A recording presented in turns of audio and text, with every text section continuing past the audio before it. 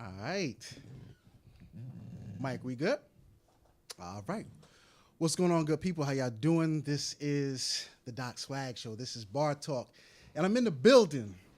I got the man, the mogul, future politician, I guess. I'm not sure. I'm working on it. Mike Powell. My man. What's going on, good brother? What's up, Samora? How you doing, man? Chilling. All right, so look, I'm glad to have you here, man. Yes. You know, we both went to Hampton University. Yes. HU. Yes, for sure. The real one. Yes. And, you know, we both went in the same year. Yep. And came out.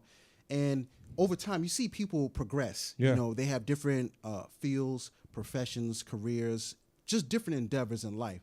And you see people make their strides. And, you know, I was on Facebook just seeing, like, all the different things that you're into. You know what I mean? Like, you're really moving and shaking. I was like, you know what? On my show, Bar Talk, the Doc Swag Show, the whole purpose is to highlight, profile, and showcase individuals that are really doing something that people are probably going to hear about in a few years. So that's why I was like, you know, I got to reach out to this brother and really touch base and get you on here. So Yeah. I appreciate it. You know, those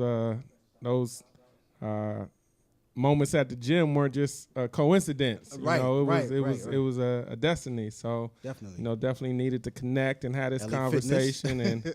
You know, we can have this conversation on air or off air. I think that's what we do anyway. So, Right. You know, we just bringing everybody into the conversation that we have anyway. So, looking forward to it tonight. I'm glad that we have some folks tuned in. Right. And definitely want to share all the good things that both of us are doing. Right. And figure out how to get everybody connected and engaged with all the great things that are going on in our circle and in our community.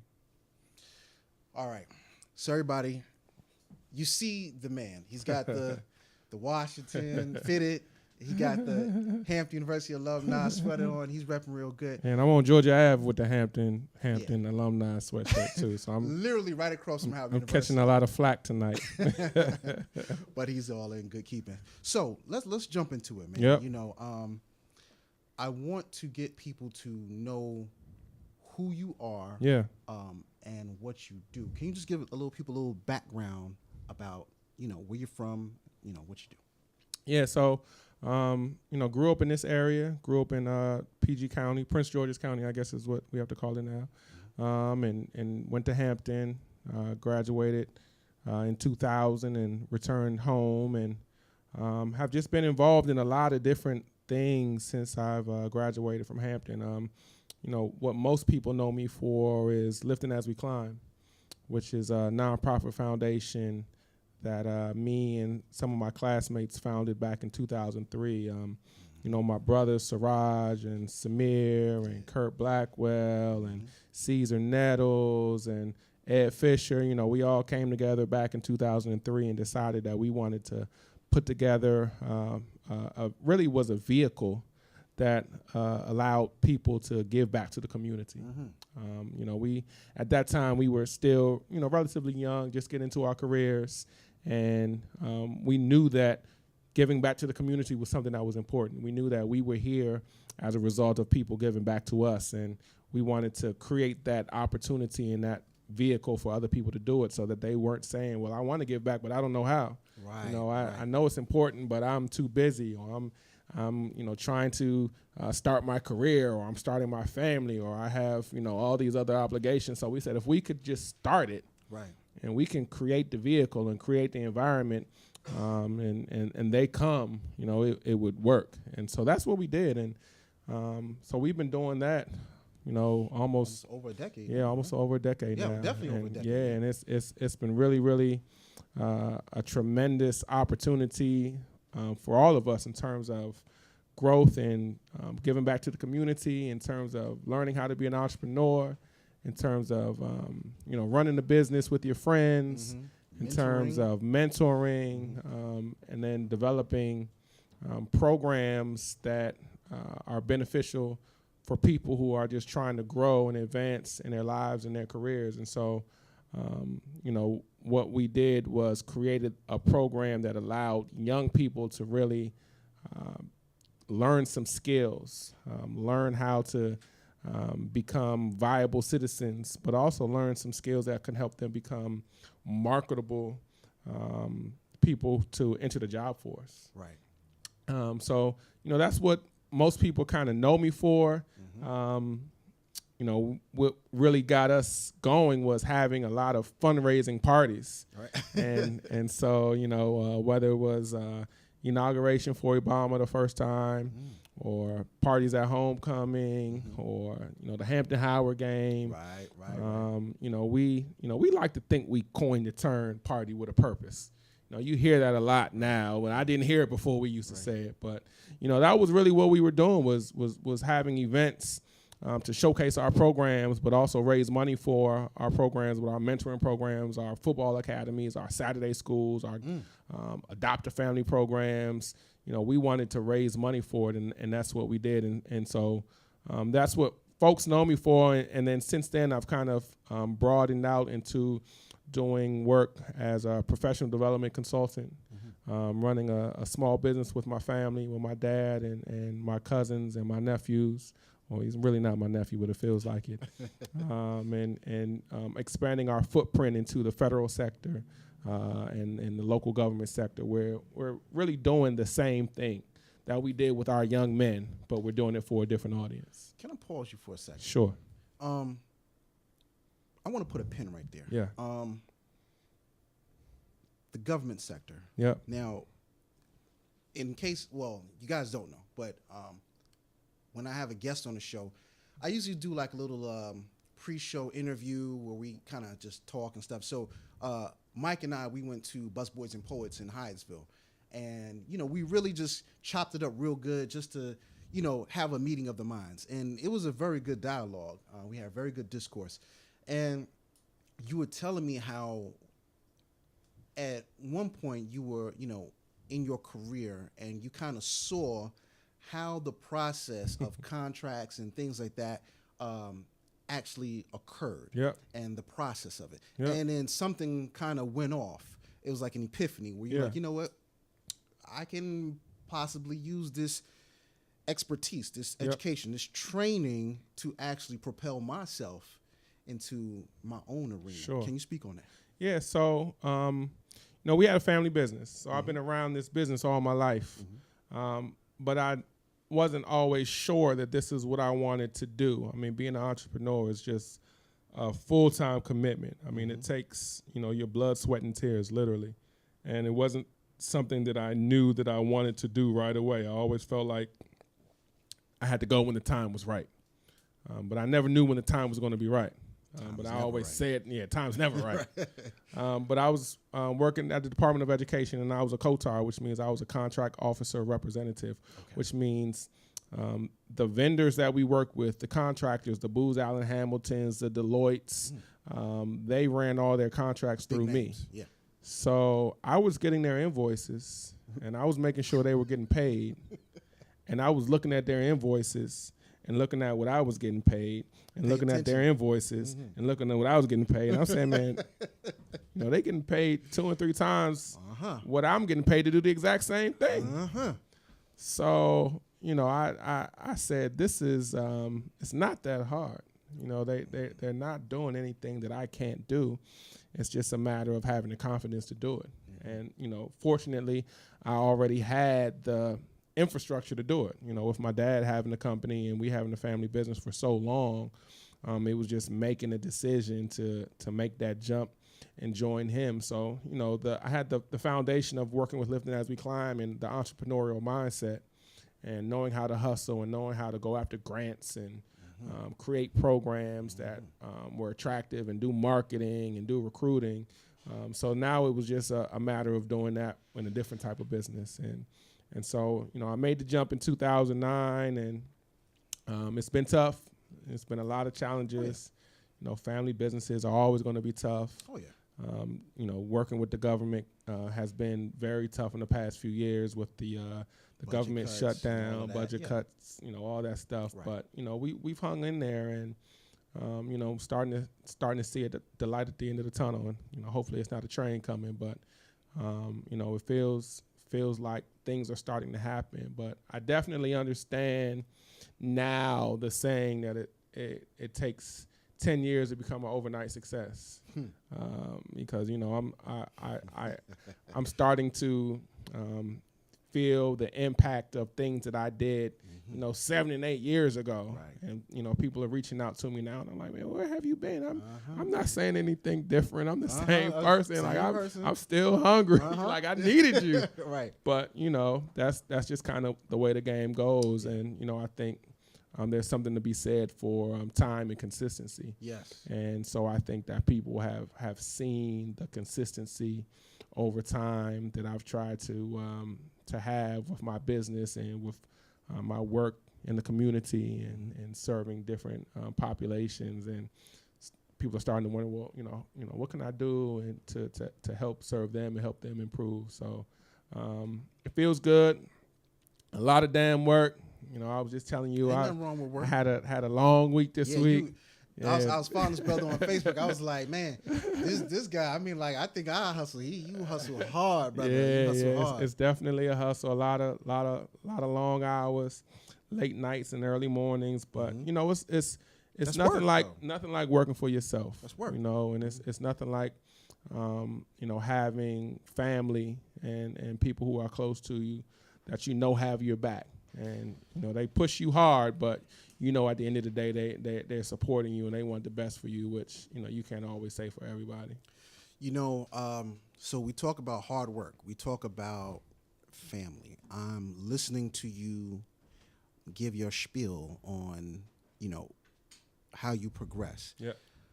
Now I want to touch on something that I think is very serious. It's very apropos for the times. I think about myself.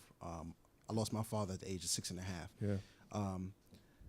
With that aside, I think about how oftentimes society, the media, they find a way to demonize African American males as having dereliction of duty, neglecting responsibility when it comes to parental guidance and influence. Yeah. But like I said, having the conversation with this brother at Busboys and Poets, it really imparted and bestowed some real paradigm shifting for me. Yeah. And you was telling me about your father and his impact on you from being a young boy to the man we see right now. We're going to get real into that shortly.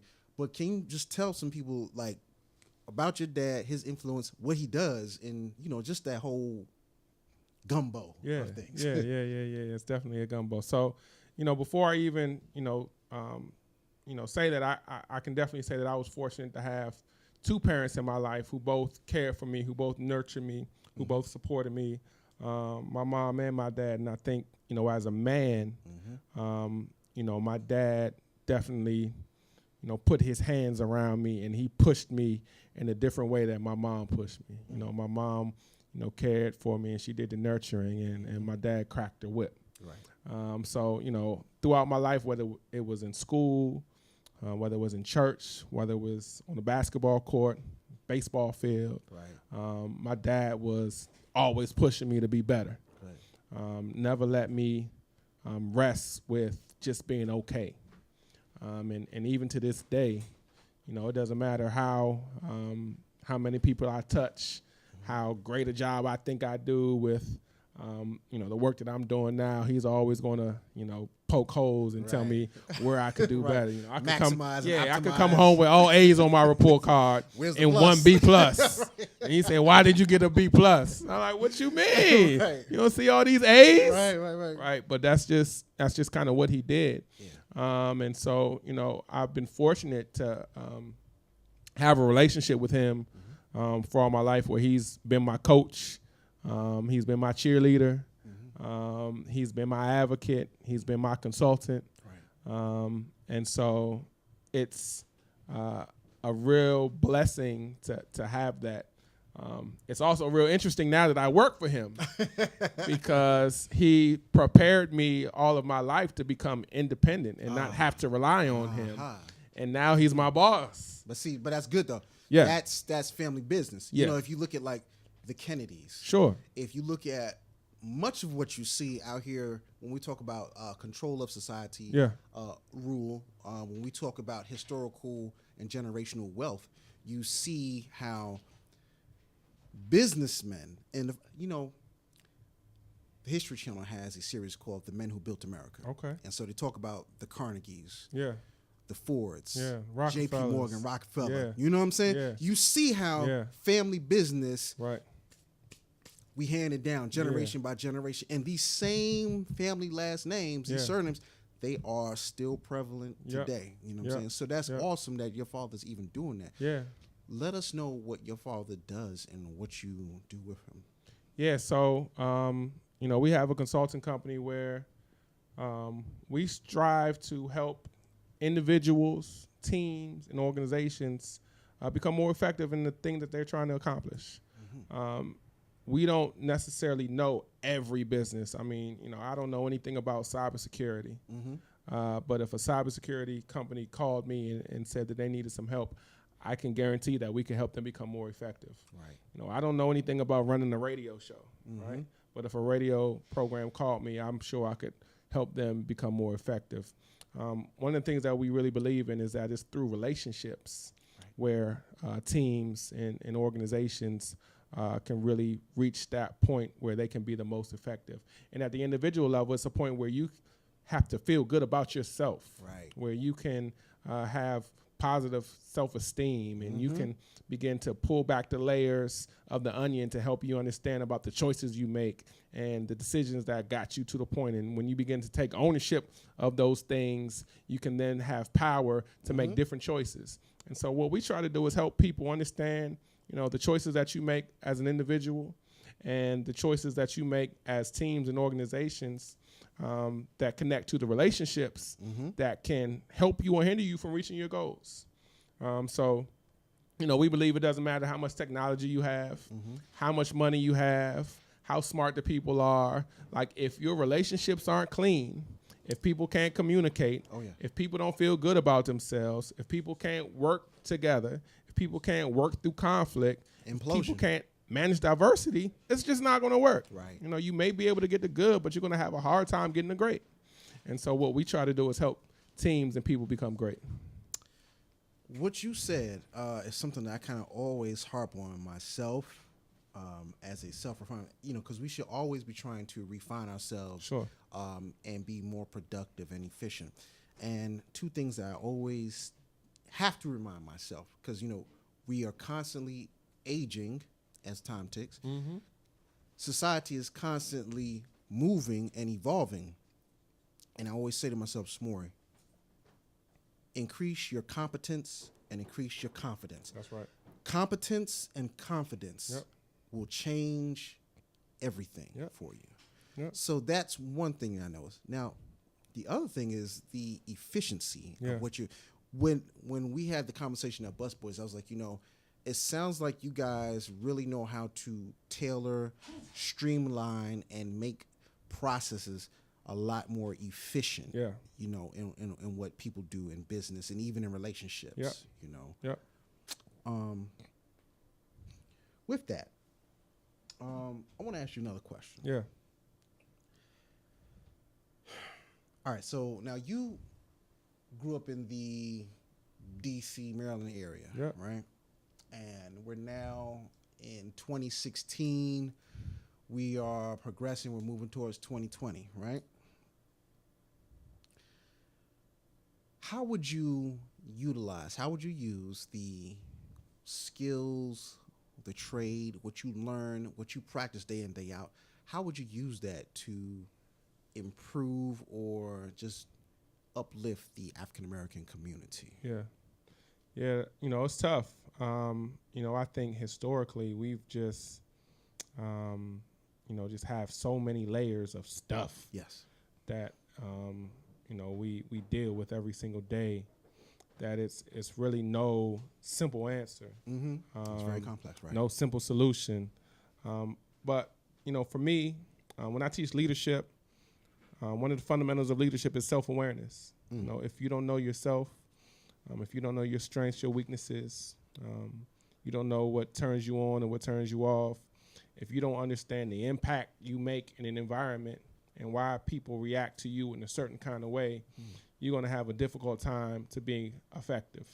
And so, in our community, I think that it starts with having people have some self-awareness. And that self-awareness doesn't just mean knowing about myself. It starts with knowing about myself, but also knowing about the people before me.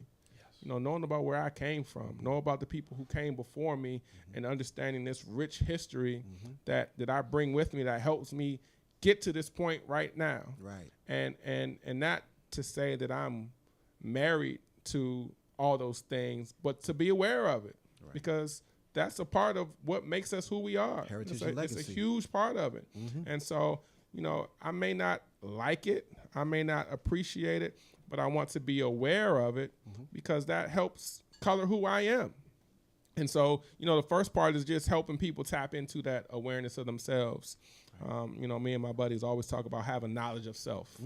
And so that knowledge of self is huge. So, that's the one part. And then the second part is once you have knowledge of yourself, you can then be confident and comfortable to go and connect with other people. Right. And other people in your community, other people who have the opportunity to make a positive impact on you and the people around you and in your family. So, I'm not necessarily a person that says, we need to focus all of our energy on African-American communities, where while I do think that's important, I live in Hyattsville, Maryland. My next door neighbors are Dominican and Guatemalan and African American, right? Like literally. Yeah, right. Real true diversity. Literally, right? Yeah. So, it doesn't matter to me that they're not African American. What matters to me is that when I go out of town, they keeping their eyes out on my house. If I leave my lights, children or kids, if I leave the lights on in my car, or I leave my trash can at the end of my sidewalk, like let them know that it's okay to bring it up. And we have the kind of relationship where we can speak and support each other. Real community. Yeah, real community. And because you have a parent that may just be staying by your house, and God forbid something happens to them health-wise, physiologically, you will want them to reach out. Yep. So, I think, even broader than, the construct of race is just the construct of community. And finding ways that we can all connect with each other and support each other. I mean, I don't know if my neighbors want to vote for Donald Trump or not, and I don't care because it doesn't matter when I need someone to come and get my Jordans when they come and they at my front door. Like, I would rather my neighbor get them than the dude on the block walking up the street. Like, I need my neighbor to say, Mike, you got a package. We saw it there for a couple of days. We got you. It's got a swoosh on it. Yeah, it got a swoosh on it. Like, I'm voting for Trump, and you not, but we got your J's waiting for you. Like, that's what's important to me, right? I'm going to leave that alone. Yeah. So it's that sense of community that we can overcome a lot of the differences that we have. Right. Like, if we can't overcome those differences, if we can't communicate, if we can't be curious enough about each other and willing enough to, put down our fences and put down our guards to connect with each other, we're going to struggle. Right?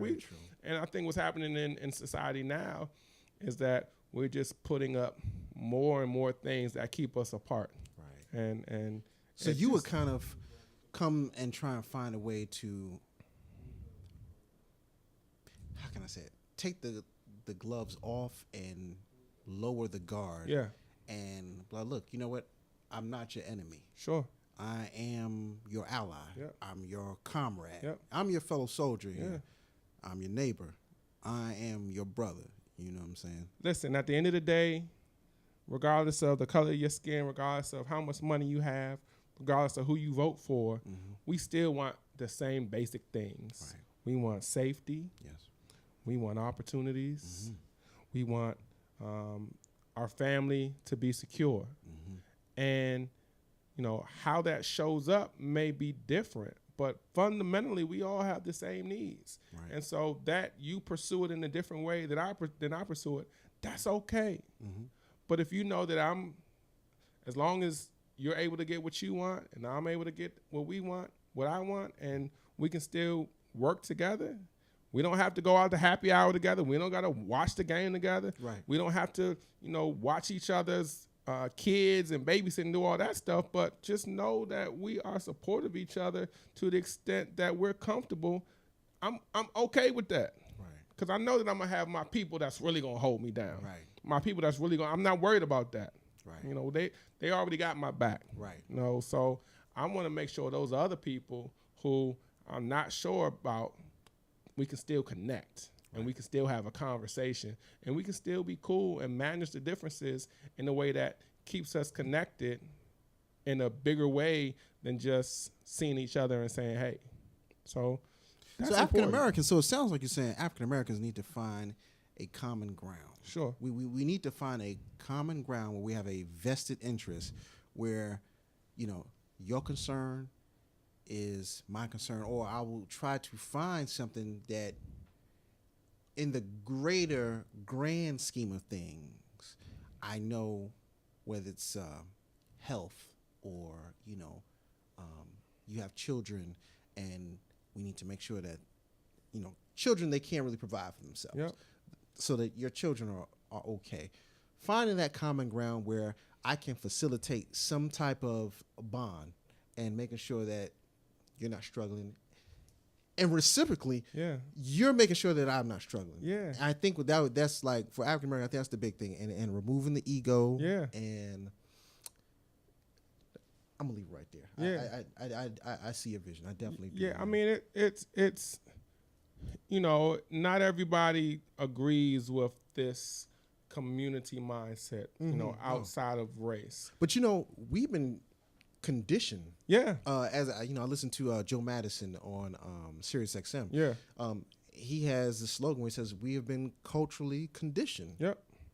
And I'll say we've been culturally conditioned to think as individuals, and we lose the communal aspect. Absolutely. That whole village model where it takes a village to raise a child. Yeah. But then it's like, what does it take to raise the village? Right. Mm-hmm. Right. Because if God forbid, terrorists attack, right, and they come to my neighborhood, they come on my block. Like, I don't care that my neighbor is not the same color as me, that we didn't go to the same school, we didn't grow up in the same country. You, my neighbor, what's most important to me is that you got my back and I got your back, and we're going to go get these terrorists, or we're going to make sure that we are safe in our community. Like, that's what's most important. And see, what you just said is so funny. I had this conversation with a few of my friends a couple times, and the thing is, I said, we become convenient neighbors when it comes to disaster. Right. That's all, it's the kumbaya moment. It's the we are the world. It's, but then once when it's over, like it's over, then it's like, I don't need you anymore. Yeah. Yeah. Yeah. That's a whole nother show. All right. So, it's a whole nother show. It's a whole other show. Let's do this. All right. Now, the news media will paint, I like this one. Yeah. The news media does a very good job at typecasting, stereotyping, character assassination of African American youth. Yep. We've seen the Juice. We've seen Boys in the Hood. We've seen Men's Society, where they say, the greatest fear of in America is a young black male that's young, dumb, black, just don't give a F. You know what I'm saying? Right. Right. But here's the thing. Curveball. I have here a gentleman that has constructed and facilitated a platform where he's making sure that young African-American males and young African-American females get to see good, positive, strong modeling. They reinforce healthy social behavior. Can you speak on those models that you've built? Yeah, so, it really started with Lifting As We Climb, and our Saturday schools. That expanded to our Sound Mind, Sound Body Academy, which is probably, I'm biased, but I think it's the most comprehensive football academy in the country. Okay. We've put, thousands and thousands of kids in college, and they've earned scholarships and have gone on to the NFL and have gone on to really productive careers after the NFL and become productive citizens just in the community in terms of just giving back and just contributing to society. So it's expanded to that. And then I was really moved by Trayvon Martin when he was killed. Yeah, me too. That was deep. And throughout my life, it's been, obviously a lot of situations like that have gone on. But for some reason, that one hit me hard. Yeah, like it really hit me hard. Like I remember, having to sit down with my dad and just being really emotional. Like, yo, like this, I need to talk.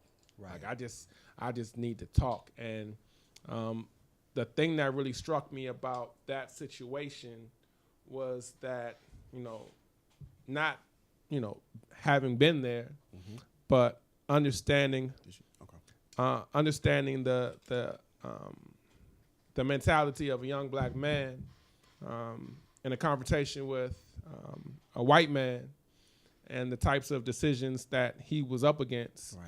And what I wanted to do was help young men who face situations like that every day, and not even situations with white men, but just decisions, period, right, that are tough decisions. Very true. Just help them understand what's really at stake. And so, shortly after he passed and that ruling came down, my friends and I, Ed Fisher and Silas Grant, got together and we put together the Man Up Leadership Boot Camp, which was helping young men understand that they're leaders in their community. They are leaders. Right. And what does it mean to be a leader? And helping them understand the impact of their leadership and understanding that the choices that they make don't just impact them, but it impacts their families. Yes. It impacts their friends. It impacts the teams that they're on. Right. It impacts their communities. Yes. And so what we want to do is help them understand that the choices that they're making have a bigger impact than even they are aware of.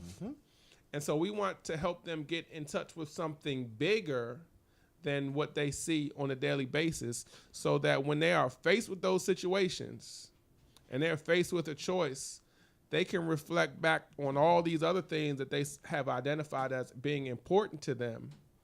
And they want to make choices that enable them to still achieve those things. And I think what has happened for a long time is that, young men have been scared to dream. They don't think that they have any options. And so, if that's your mindset, then it doesn't really matter what you do, because you feel like your destiny is already drawn up for you. You already are going to end up on a certain way. You're already going to end up on a certain path. You're going to already end up with a certain outcome. Right. And so it doesn't matter what you do. But we want to encourage them that you do have some options. Right.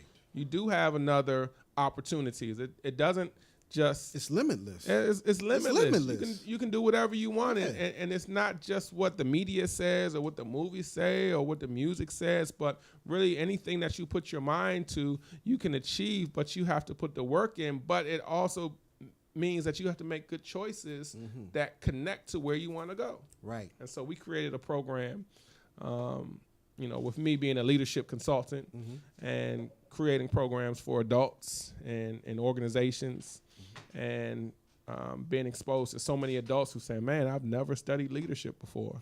I don't know what good leaders are and what bad leaders are. And I'm like, man, you shouldn't have to wait till you're a supervisor or a manager for the first time to have a conversation about leadership. Right. So let's expose these young men right now. So that's what we started doing. And we've had phenomenal impact, so much so that parents are like, man, you need to do this for my daughter too. My niece needs to do that. And y'all did do something. Okay. We did it. So we have the Man Up Boot Camp for young men, and then we had the Ladies First Boot Camp for young ladies. And it was the Ladies First was just really a phenomenal experience, because it was the first time that I'd actually worked with young women in that sort of environment, and the issues that they deal with are just so different than what the young men deal with. Right. And so we wanted them to understand what it means to be a leader as a woman and the impact that they have, and the perceptions of women and the things that they can be limited by with the mass media perception of women, especially women of color. Right. And so, we have two really, really phenomenal programs where, I think I was learning just as much as they were. And it was such a great experience. And so over the past 2-3 years, we've really been able to impact a lot of lives and give people some foundations. We had a young man come into our program. His mom signed him up, and he didn't want to come to the program at all. He was kicking and screaming the whole time. And she was referred there by a friend. And she heard about it, and he came, and he just wasn't excited about it. And by lunchtime, we're talking about a program that goes from 9 to 5, 9 to 4 on a Saturday. It's a long day. By lunchtime at noon, he called his mom and was thanking her for making him come, because it was such a powerful and such a rich experience. And to have some men who were connecting with them and really interested in hearing what they had to say, not judging them, not telling them they needed to be this and needed to be that, but they could be whoever they wanted to be. But it was also cool to be somebody who was positive in their community as well. So it's been really great. We're in talks right now to take that program up to Delaware State University. Nice. And do it for some young men up there. So really nice. Looking forward to expanding that program and see what it has in store for us in the future. Mike, I want to. Is there a way, because people are watching, and you never know who is watching and listening. Is there a website, a Instagram, a Twitter page, an email that people can find you or your organization or the different programs that you have going on that you can kind of? Yeah, so, professionally, my family business, our consulting company is PCG Consults. PCG. It's the Powell Consulting Group. Okay. So PCG Consults. Okay. And that speaks to all of our organizational solutions. So when we're actually going into agencies and companies and doing work with teams and individuals and leaders. So that's one place. LiftingAsWeClimb.com is the website that shows all the work we do with our Sound Mind, Sound Body programs. That this year we're doing 6 camps in the month of June, maybe 5 in the month of June, all throughout the country. And then my Instagram is MP Consults. My Twitter is MP Consults. I've been getting pushed to become a blogger. I don't know how I feel about that, but my blog will be MP Consults as well, and that's just really going to just be something that I can use to just document some things that I'm learning, showcasing some of the work that I'm doing with people in the community, to share the lessons learned, more than just I'm not looking for 1 million followers. Like, that's not what I need. I just you don't want followers. Yeah, I don't. Yeah, I want leaders. Yeah, absolutely. So I want to be a resource to people and share the information that I've acquired, and also connect with people and dialogue with them about their experiences, because I think that's how we grow. So MP Consults, I think that's probably the best way. If you just Google MP Consults, you'll find me. PCG Consults and LiftingAsWeClimb.com. I want to do something here. So our engineer Mike, he just flashed something across the screen while you were. Here we go. Oh man. Here we go. Yeah. 40 under 40. That's no small deal right there. That's a big thing. I think whenever we have the opportunity to recognize, acknowledge, give kudos and accolades. That's a good picture right there. Bruh. I mean, you're doing big things, man. And one thing I'll say, I give you this. It's oftentimes we get into this whole egotistical, machismo, masculine thing where it's like, oh, I can't let another brother shine above me. No, I'm not that type of person. No, I appreciate that. If a brother's doing well, yo, hats off to you. You know what I'm saying? So, with that being said, you were chosen to be Prince George's County, which is one of the most affluent African American counties in the United States. Yep. You were picked to be their under 40 recipient. Yep. Tell us about that. Yeah, so a few years ago I heard about 40 under 40, and it's something that goes on all across the country. Right. It's 30 under 30, 40 under 40. Different organizations, find ways to recognize the talent that they have in their organizations, on their communities. And it's something that I said I wanted to be a part of. I didn't know how I was going to be a part of. I didn't know exactly what they did. And so upon further research, I found out that the Prince George's County body was doing a lot of phenomenal work in the community.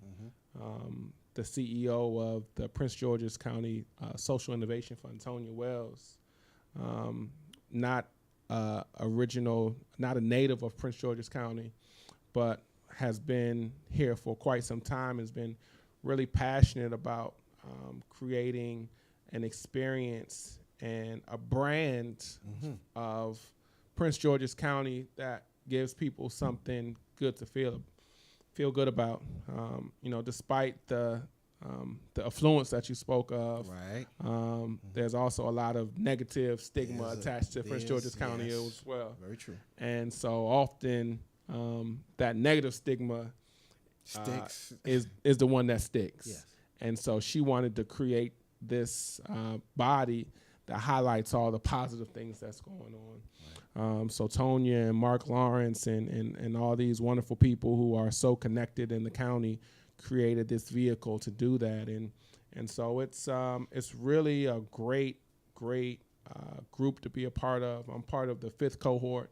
So they've been doing this for 5 years. So I've met some really wonderful people, and we support each other professionally. We support each other personally. We support our community. We're trying to find ways to really make Prince George's County a place that people want to come and people feel good about, that has options for you and has great schools and has economic well-being for the residents. As a small business owner, incorporated in Prince George's County, that's extra important to me. 98% of my business comes from the federal government. And so, I want to find a way that I can tap into Prince George's County, not just from a financial standpoint, although that's important, but from a standpoint of serving my community, and giving them some things that I think is important to help us all grow. Right. And so, this organization is full of people who have that same commitment. And so getting to know them, some people that I've known have had previous relationships with, and some people that I'm just meeting now. Yeah. What's clear is that we're all committed to the county. Right. We're all committed to the community. We're all committed to serving. And I think that's what we need, is people who are willing to sacrifice their time, their money, their energy, their resources, their talent, their skills, their knowledge, their abilities to create a community where people want to come and people know that the products coming from this community it's going to be good fruit. You don't want to have a tree that bears rotten fruit and people know, man, you came from here. Oh no, I don't want none of that. Right. Yeah. So if nothing else, we want to create a brand that people have confidence in, and I think that's what this organization has done. And so I'm really proud. It was a awesome day. My family and my loved ones were able to join me and make that day really special for me. And for me, that was the biggest part of that whole recognition, was just having my family and my friends and my loved ones there all at the same time, which is, in a time where we have so many things going on and schedules are crazy to get people to stop and come out and be together at one time.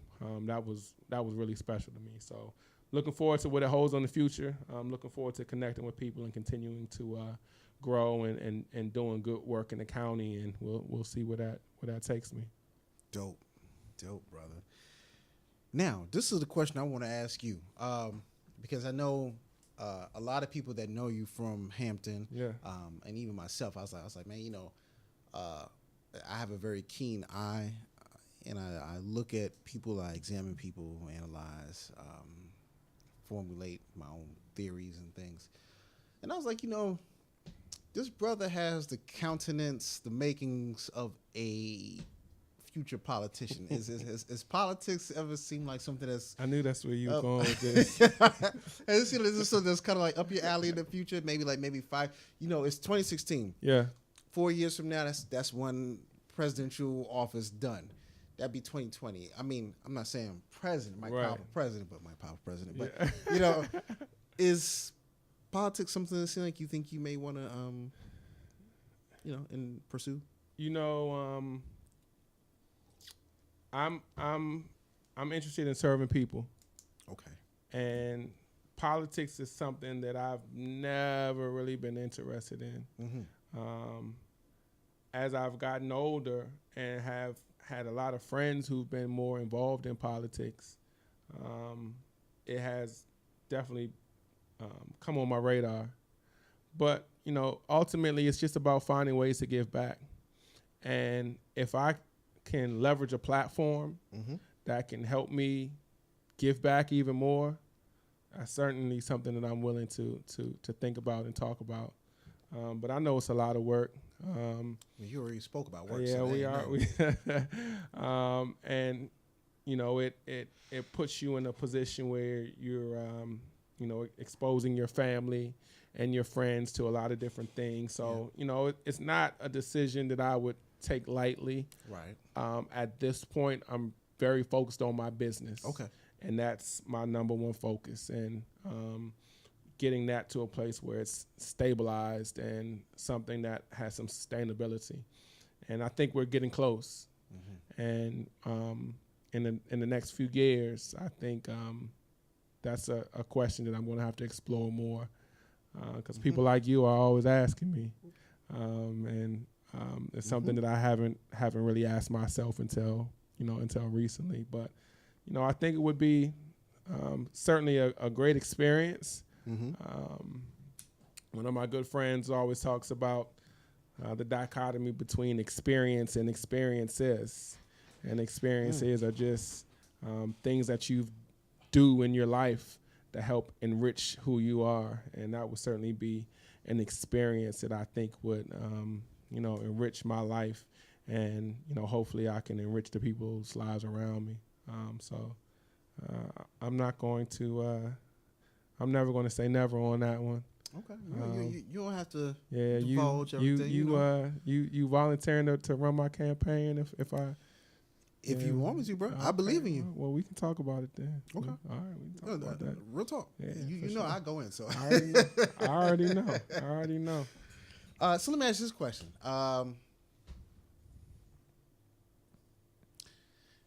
As Cedric the Entertainer said, being a grown man dog, I'm not gonna put the A in there, but being a grown man dog. Yeah. We're gonna get this real quick. What would you tell? And I ask all my guests this question. What would you tell 16-year-old Mike Powell about life? If you had a few, cause we got like 10 minutes. Yeah. So 16-year-old Mike Powell was still trying to find himself. Mm-hmm. I thought I was going to be a college athlete and a basketball player, and I tore my knees up early. A lot of guys get injured in college and in the NBA, and I got that done in 8th grade. Try hard. Yeah, God said, you can cancel that real quick. Junior high. And that was a wrap. So, at 16, I was just kind of searching to figure out what it is that I wanted to do. And so what I would tell that young man is just to keep searching, to keep creating opportunities for yourself, continue to be a leader, know that it's going to get better. I had a lot of things going on in my life and my family at that time that, were kind of creating a little bit of stress on me. And, I was just kind of uncertain. And ironically, the thing that turned me around was that I went to pre-college at Hampton University. Oh, pre-college, yeah, I was there. Yep. So I went to pre-college after my junior year of high school. Okay. A lot of people don't know that you can go after your junior year as well as after your senior year. And after my junior year, I went to pre-college and stayed on campus for that summer. Oh. And that was really my first opportunity to really feel like I was an adult and feel like I had to figure out the world on my own and create my own relationships and find success for myself. And I came back from there a changed man, and came back really focused. What changed you? Well, I don't know. It was just experience. I can't tell you. Just exposure. I think it may have been the girls. I think the girls down there. Women will I couldn't. I learned that I couldn't just be a dummy and be unorganized and not have my stuff together if I wanted to find a nice woman to be with, because certainly a lot of nice young women at Hampton at that time, and so I came back and I was really, really focused, and that really turned me around, and it I stopped really thinking that basketball was an option that I had, and got real about the fact that this is a tall brother. I'm 6'2", and we I realized how tall he was. I stood up at the bar. Usually when I stand up, people are shorter than me. He was taller. I was like, oh yeah, Mike. No, go ahead. Yeah. So I still had that dream. I still had that dream. Despite tearing my knees up in 8th grade and 9th grade and 10th grade and 11th grade, I still had this idea that I was going to go to college and play ball. Right. But I think when I went to Hampton that summer, I realized that, I could do something else and still be okay with myself. And so I would go back and say, yeah, it's going to be all right. Everything that I did, all the experiences that I had, prepared me for my next step. So, I would just encourage myself to hang in there and keep pushing and not get down on myself. Let me ask you this question. What excites you about what you do, but more importantly, okay, yeah, we got a little bit of time. Yeah. So what would you say are the downsides and the obstacles that kind of frustrate you about what you do? I think in everything that you love, there's some parts of it that you're not going to like. Right. You and I both go to the gym. Yes. And I want the end result of the gym. I want to look good in the summertime when it's time to go to the. This is Washington, D.C. paramedics. Go ahead. I want the end result of the gym, but the process, it doesn't always feel good. Right. I hate running on the treadmill and doing squats and burpees and all that stuff. Right. So, the process of my business, going after work, networking, talking to people, getting rejected, following up, getting rejected, following up, getting rejected. Being comfortable with rejection is a major key. You gotta have that major key. Yeah. So, that's something that doesn't always feel good. I often, I'm spending a lot of energy and money and resources that I don't always see the immediate payoff. But you're committed. But I'm good to the end game. I'm good. The mission statement. Absolutely. The objective. Yeah. So, it can get frustrating when you're not seeing the results as fast as you want. But again, if you always have that vision of something bigger that you're shooting for and you're aiming for, that helps. Those moments of frustration, not hold you all the way back, and doesn't stop you, and gives you that motivation to keep pushing forward. The other thing, real quick, because like I said, we got just a few minutes. Yeah. But we have like a lot of people that we went to school with, man, that graduated. They've got kids and everything. Yeah. And like I know, big shout outs to Mahogany Jemison and Africa Jemison. These are my homegirls. Okay. Alum. Okay. Yeah. We got we got so many. Curtis Ross. We got Omar Finley. We got James Folk. Yep. Everybody's tuned in, and they have kids. Are there any books that you or role models that you kind of would recommend for them to read or research and think about? Yeah. So, growing up, I just love to hear great orators. I used to love to listen to Dr. King just speak. Nice speaking to my bro James Ford. Yeah, I love Dr. King speak. Malcolm X speak. I think one of the great people right now is Ta-Nehisi Coates. Yes. Between the World and I. Right. Between the World and Me. Great book. Malcolm Gladwell, Outliers. Yep. Great book. I think those two books are great for young people as well as parents. So those would be the ones I would recommend. Dope. Yeah. Mike Powell, brother. My man. I appreciate Pirates it. in the building. For you sure, know what I'm saying? For sure. I what appreciate it, they used to say man. at the stadiums, shake it. Shake these! They're not going to know what that means. They don't know, but no. We out of here. Mike, go ahead and sign us out, brother. Appreciate it.